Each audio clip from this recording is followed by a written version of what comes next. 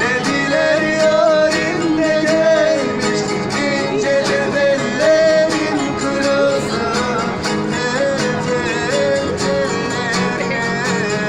kurban olan dillerine bak.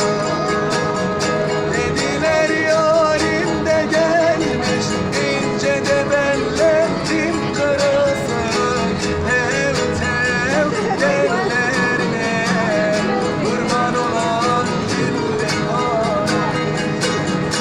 Akılların alevine,